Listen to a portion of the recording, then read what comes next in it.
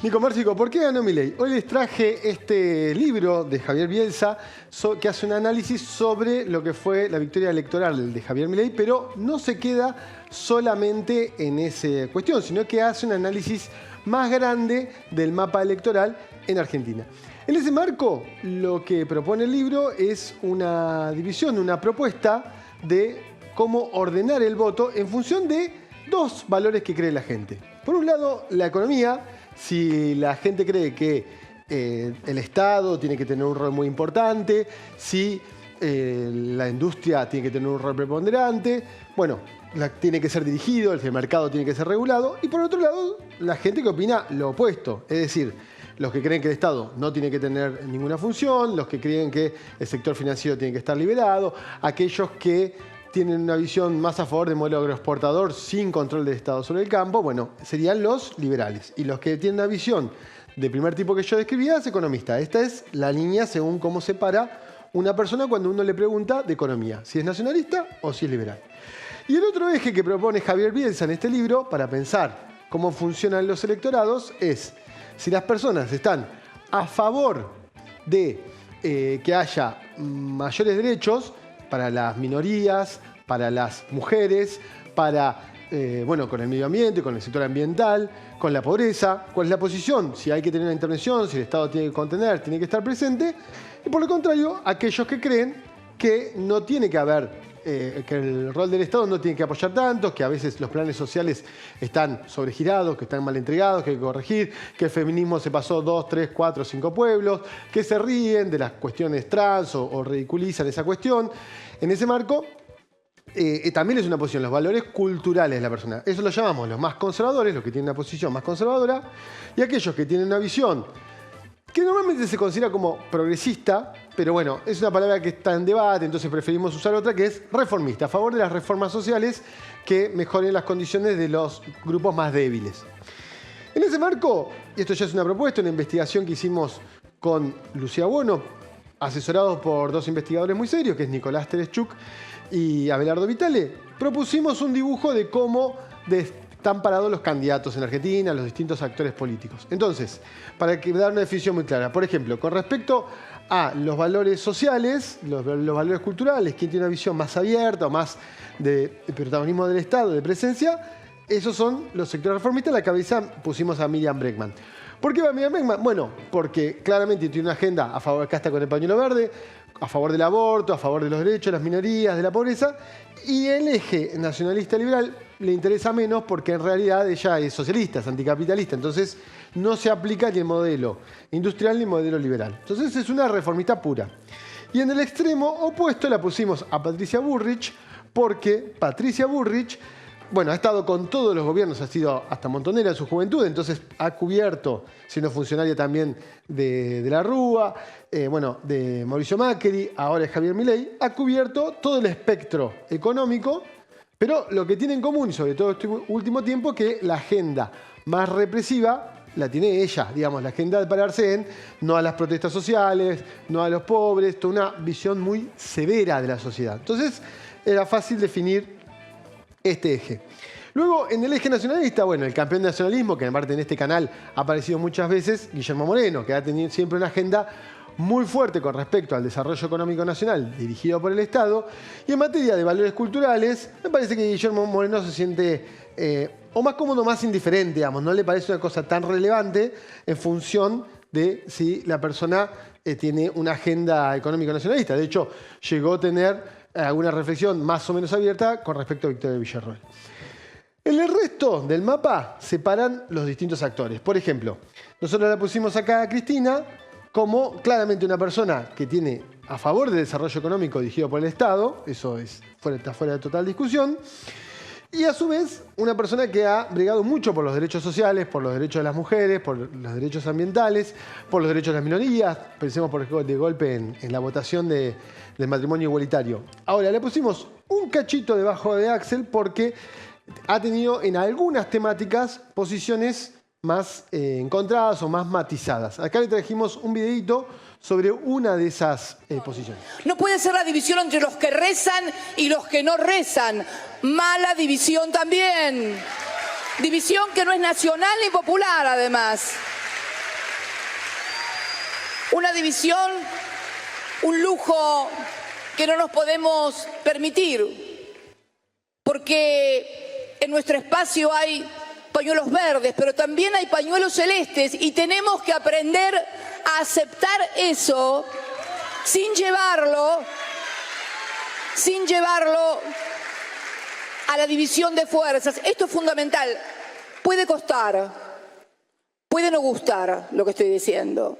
Bueno, Cristina matiza, digamos, es también de persona abierta, reformista, incluso aceptar posiciones más críticas. Por eso, pero más allá de eso, tenía algunas tensiones también con las organizaciones sociales durante el gobierno de Alberto, pero lo dejamos un cachitín más abajo. En el caso de Grabois está del lado del nacionalismo, dialogaría mucho con el modelo económico peronista, pero claramente su agenda es la agenda de la pobreza ambiental también y las mujeres, pero sobre todo tiene que ver con la agenda más social de pobreza. Vamos, por ejemplo, a hablar de este cuadrante, ¿no? En el extremo liberal conservador, por sus declaraciones públicas respecto a los abortos, estuvo haciendo en Twitter bulineando a una boxeadora olímpica que es mujer y la trató de trans. Bueno, y ni hablar en materia económica, que es ultralibertario. Javier Milei, les voy a pasar un videíto de Visualpolitik, que es un medio liberal libertario español, que no es crítico de él y que lo define y me parece que es válida su voz. Al comercio internacional. De hecho, en su programa de gobierno se ha comprometido a eliminar aranceles y cualquier otra restricción al comercio internacional, incluyendo cupos, permisos y autorizaciones. E incluso sobre el Mercosur, Milei ha llegado a decir cosas como estas. Yo creo que hay que eliminar el Mercosur porque es una unión aduanera defectuosa que perjudica a los argentinos de bien. O sea, en el fondo es un comercio administrado por estados para favorecer empresarios prebendarios.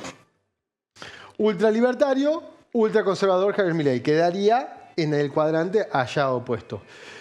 ¿Qué nos queda en el medio? Bueno, ha habido distintos experimentos. Por ejemplo, los sectores liberales que han tenido una visión progresista, reformista, liberal de izquierda, también en algún momento se decía. Claramente, Elisa Carrió es el ejemplo prototípico de esas agendas. Y también, bueno, intentó tener un movimiento de este tipo en su propio distanciamiento con Mauricio Macri, por ejemplo, Horacio Rodríguez Larreta. Quedaría en el extremo, lo pusimos al diputado de PRO, que es de origen radical, Daniel Lipovetsky, podría ser también Silvia Lospenato, que eran de partido de una agenda económica liberal, pero muy a favor de los derechos de las mujeres, muy a favor de la agenda que tiene que ver con el aborto, en eso tuvieron mucha presencia, en su momento la regulación de la ley de alquileres, que no funcionó, pero que estaba en sus presupuestos. Y en el cuadrante opuesto, es decir, nacionalista, pero de agenda conservadora, bueno, claramente es Cunio, construye ese personaje, malvinero, tiene una visión argentina muy fuerte, pero quisiera pararse siempre en un sector muy conservador de los valores sociales. Un poquito más blando, pero en la misma línea, bueno, Miguel Ángel Pichetto, que intenta pararse desde un lugar del peronismo, nacionalista pero conservador, digamos, en esto de, por ejemplo, su posición respecto de los migrantes. ¿Por qué no pusimos a Mauricio Macri en posición pegadito a Milei, como es arriba? Porque, bueno, no digo yo, lo dice Javier Milei. Como en todo, es un tibio, un timorato, o sea, un mediocre, un cobarde. Bueno, está bien, digo, es lo que yo siento respecto a este gobierno. Macri, como en todo, es un tibio, un timorato, o sea, un mediocre, un cobarde. Bueno, está bien, digo, es lo que yo siento respecto a este gobierno. ¿Qué pasa? Le levantaron la de línea, ¿no? Sí, sí. Le ladraron. ¿Por qué? Porque Macri es un Milei blando, definido por el propio Milei. Entonces, está en el mismo cuadrante, pero en su versión básica. Y por último, ¿quién queda en el otro extremo opuesto de Milei? Axel Kicillof. Una síntesis muy rápida del pensamiento de Axel Kicillof. No van a hacer con el presupuesto de los ministerios de mujeres su política de fuga de capitales. No es por ahí. Miren, compañeros y compañeras, tengo dos comentarios sobre esto, dos hipótesis. Una que es una cuestión absolutamente de prejuicio, de ideología y de machismo.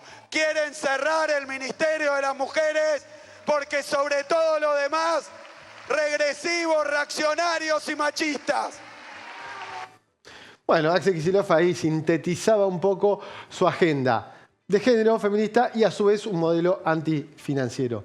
¿Qué demuestran las últimas elecciones? Milei presidente, Axel reelecto gobernador. ¿Qué demuestran las encuestas que vemos hoy? ¿Qué demuestra este estudio de 4.200 casos, este excelente trabajo de Javier Bielsa?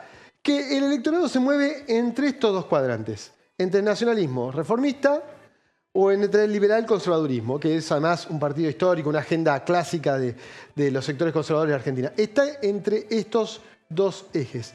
Y si después vemos qué pasa con experiencias electorales que intentan jugar este cuadrante, bueno, ya lo vimos en el caso de Horacio Rodríguez Larreta, un fracaso rotundo electoral que se marca en una apuesta en un electorado que no existe. No es como Estados Unidos, que de golpe por ahí Trump es conservador pero es nacionalista. Ese electorado no existe, y los demócratas a su vez, Biden estaría en este lugar. Ese electorado no existe. Ese es el fracaso de Horacio Rodríguez Larreta. Y por supuesto acá también se entra en una zona de marginalidad electoral que no tiene sentido. Por eso, por todo este escenario, por cómo se mueve el electorado, por los datos que tenemos y los datos recientes electorales y los estudios más nuevos, entre ellos este excelente libro de Javier Bielsa, la discusión principal política del próximo año va a ser Javier Milei o Axel Kicillof. Interesante análisis para observar sobre todo estos nombres y esas caras que veíamos recién con respecto a lo que viene y se va a definir para adelante, ¿no? Porque, claro, estamos entrando a medida que avanza la agenda en un terreno electoral en términos legislativos. Sin ir más lejos, a fin de agosto va a estar Javier Milei visitando la provincia de Buenos Aires y empezando a darle manija a lo que es la Libertad Avanza en territorio bonaerense. Así que impecable análisis de Joe Cornejo basado en este material y con las caras, sobre todo, de lo que viene para adelante. Quédate que seguimos con más APU TV.